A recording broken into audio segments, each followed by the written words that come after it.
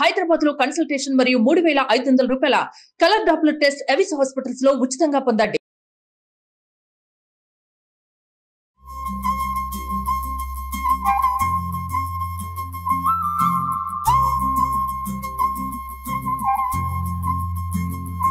Suman TV ప్రేక్షకులందరికీ దసరా పండగ శుభాకాంక్షలు. రవ్వ కేసరి ప్రసాదం. రవ్వ కేసరి చేయాలంటే జనరల్గా ఏం చేస్తామండి, పాలు గీళ్ళు పోయాం కదా, నీళ్ళతోటి ఉడికిస్తాం.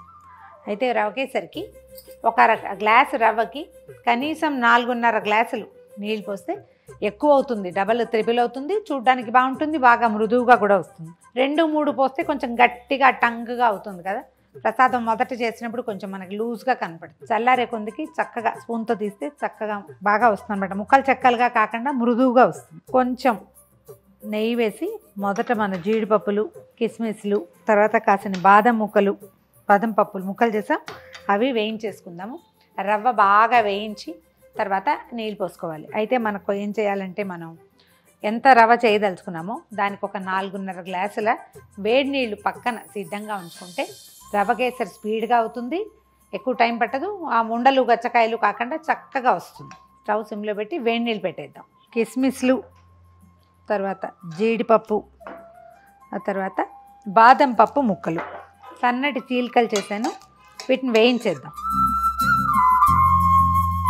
బాదం పప్పు, పచ్చి బాదం పప్పు కంటే ఒక అరగంట నానేస్తే తోలు కూడా వచ్చేస్తుంది.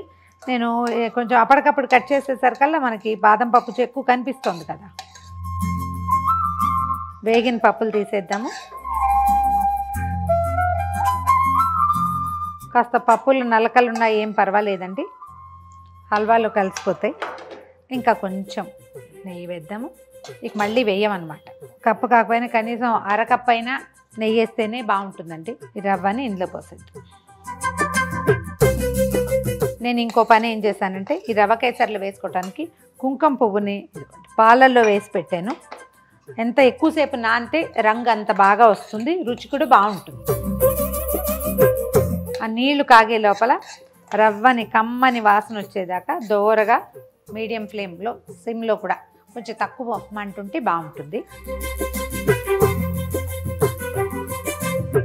బాగా కమ్మని వాసన వచ్చేదాకా రవ్వ కొంచెం రంగు మారాలి, మాడకూడదు, కొద్దిగా కలర్ మారితే బాగుంటుంది.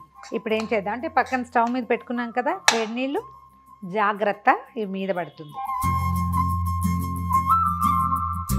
అస్సలు ఉండకట్టదు, బాగా వస్తుంది ఇట్లా వేడి నీళ్ళు కనుక పోస్తే.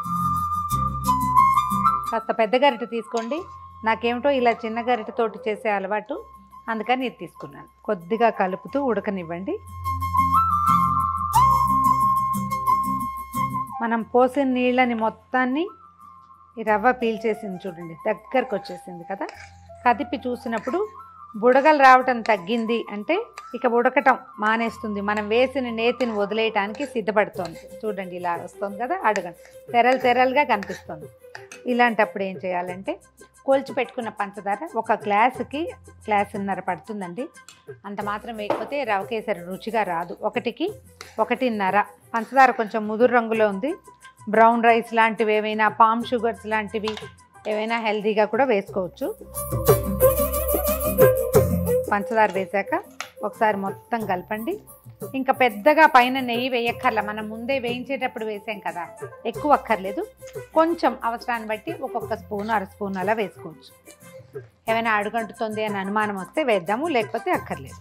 కుంకుమ పువ్వుని పాలల్లో వేసి పెట్టాను కదా, ఒకసారి దీన్ని బాగా పాలల్లో రంగరించి వేసేద్దాం. ఎక్కువ పాలు పోయలేదు, కొంచెం తక్కువే వేసాను. ఇలాంటప్పుడు వేస్తే ఏంటంటే రంగు బాగా వస్తుంది.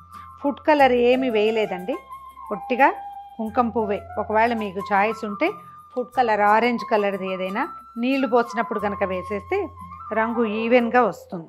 నాకు ఇంత మాత్రం కలరే ఇష్టం. ఇది మనం ఒక 2-3 గంటలు నానిస్తే ఇట్లా రిచ్ కలర్ వస్తుంది. మనం మొదలు పెట్టంగానే పాలలో వేసామనుకోండి లేత రంగు వస్తుంది.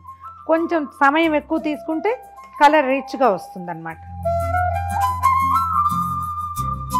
ఎంత రిచ్ కలర్ వచ్చిందో చూడండి. ఇదేంటంటే పొద్దున 10 గంటలకే కుంకుమ పువ్వు నానబెట్టడం వల్ల వచ్చిందనమాట. 1 స్పూన్ నెయ్యి వేస్తున్నాను పైన.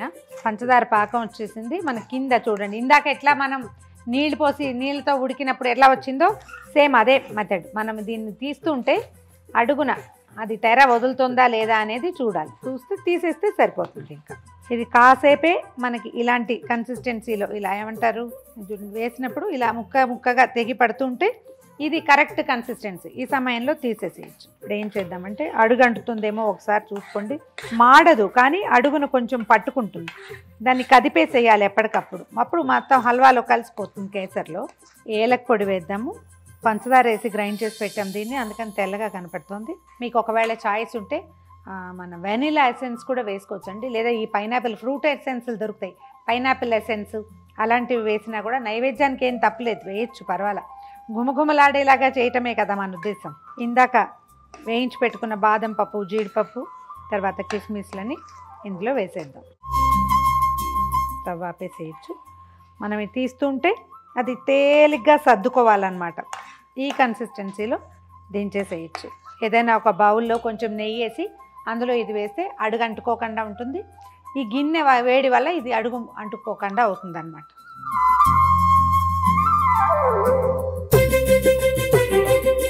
సింపుల్ అండ్ ఈజీగా తయారయ్యే గుమగుమలాడే రవ కేసరి.